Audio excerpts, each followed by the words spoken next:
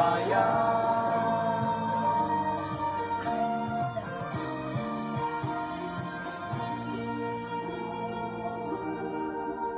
Panahon na ng pagbabago, dahil sa ito ay kinakailangan tayong na magtulong-tulong na paunlarin ang mahal nating bayan.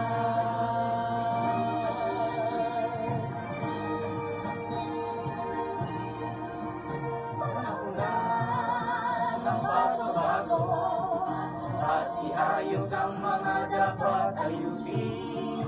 Dapat lang maging tungkulin ng bawat mamamayan dito sa atin. May pagbabago, pagpatungo sa pag-asenso, sikap na mabuti at ang ginhawa tayo.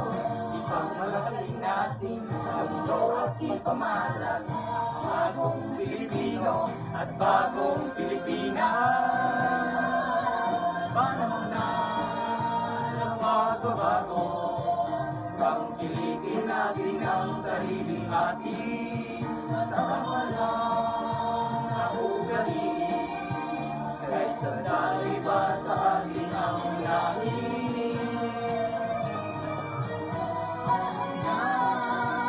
Magbabago at manguna sa kahit anong larangan. Ang tagumpay ay karangalan, kailangan iandong natin sa bayan.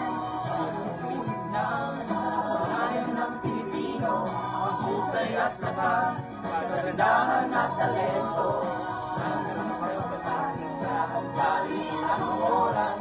Bagong Pilipino, bagong Pilipinas.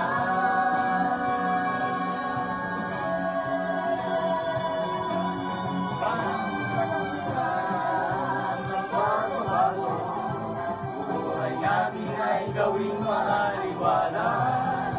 Tangan ng magandang bukas, ang ibubunga ng bagong Pilipinas.